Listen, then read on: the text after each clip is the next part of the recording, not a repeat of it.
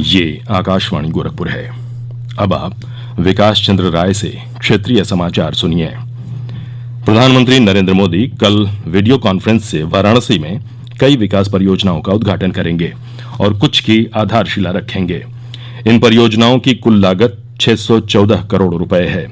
प्रधानमंत्री Sarnath light and sound show, Ramnagar में लाल बहादुर शास्त्री अस्पताल के उन्नयन, जल निकास संबंधी निर्माण, गायों की सुरक्षा और संरक्षण संबंधी केंद्रों तथा बीज भंडार गृह से जुड़ी परियोजनाओं का उद्घाटन करेंगे।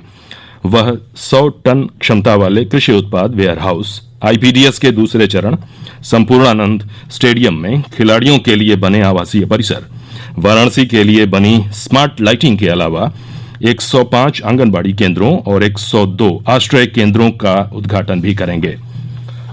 मुख्यमंत्री योगी आदित्यनाथ ने कहा है कि प्रदेश सरकार लोगों की समस्याओं के त्वरित व प्रभावी निस्तारण के लिए प्रतिबद्ध है। इसमें किसी तरह की लापरवाही बर्दाश्त नहीं की जाएगी। मुख्यमंत्री आज लखनऊ में आयोजित एक बैठक में उच्चाधिकारियों को निर्देश दे रहे थे। उन्होंने मुख्य सचिव और पुलिस महानिदेशक से कहा कि ब्लॉक, थाना और तहसील स्तर के कार्यालयों में सभी अधिकारियों और कर्मचारियों की समय से उपस्थिति सुनिश्चित की जाए और उनके द्वारा जन समस्याओं के निस्तारण की मॉनिटरिंग की जाए। उन्होंने समस्याओं के निस्तारण के लिए संबंधित अधिकारियों और कर्मचारियों की जवाबदेही तय करने और सभी कार्यालयों में ऑनलाइन प्रार्थना पत्र देने की व्यवस्था करने के लिए भी उच्चाधिकारियों को निर्देशित किया। पराली के संबंध में मुख्यमंत्री ने कहा कि किसानों को पराली जलाने से होने वाले पर्यावरण प्रदूषण की जानकारी दी जाए और उन्हें इसे न जलाने के लिए जागरूक किया जाए।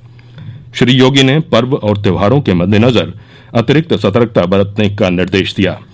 उन्होंने कहा कि पटाखा बनाने वाली इकाइयां किसी भी स्थिति में आबादी क्षेत्र के अंदर स्थापित नहीं होनी चाहिए। मुख्यमंत्री ने ठंड के मौसम को देखते हुए रैन बसेरों की स्थापना करने और उन्हें सभी सुविधाओं से युक्त करने का निर्देश भी दिया। कोविड के बारे में लगातार सतर्क रहने पर बल देते हुए प्रदेश के मुख्यमंत्री योगी आदित्यनाथ ने कहा कि इस महामारी पर नियंत्रण करने के लिए कारगर उपाय जारी रखे जाने चाहिए। उन्होंने अधिकारियों को यह निर्देश भी दिया कि जिन जिलों में संक्रमण से उबरने वालों की दर कम है, वहां चिकित्सा व्यवस्था में और सुधार कर कोरोना मरीजों को बेहतर उपचार सुविधाएं मुहैया कराई जाएं।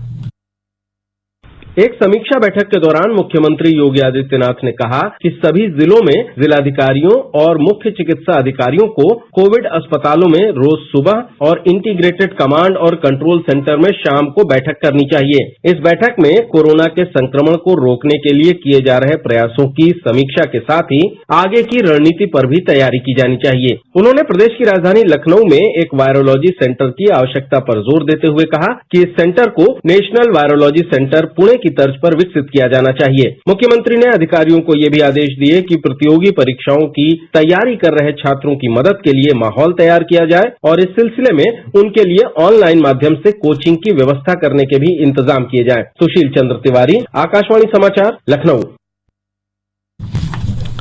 देश में कोविड से स्वस्थ होने की दर 92.49% हो गई है। पिछले 24 घंटों के दौरान 49,000 से अधिक कोविड मरीज ठीक हुए हैं। इस प्रकार स्वस्थ होने वालों की संख्या 78,68,000 से अधिक हो गई है। वर्तमान में मरीजों की संख्या कुल मामलों का लगभग 6% है। इस समय देश में कोविड मरीजों की संख्या करीब 5,12,000 रह गई है। बीते एक दिन में 45,674 नए मामलों की पुष्टि हुई है। इसे मिलाकर देश में अब तक संक्रमित हुए लोगों की संख्या 85 लाख से अधिक हो गई है। स्वास्थ्य मंत्रालय ने कहा है कि कोविड से निपटने की समग्र रणनीति, लगातार जांच, संक्रमित व्यक्तियों की पहचान और उनके उपचार के कारण स्वस्थ होने वाले लोगों की संख्या बढ़ी है और मृत्यु दर में कमी आई है। फिलहाल भारत में मृत्यु दर 1.48% है, जो कि विश्व में सबसे कम दरों में से है।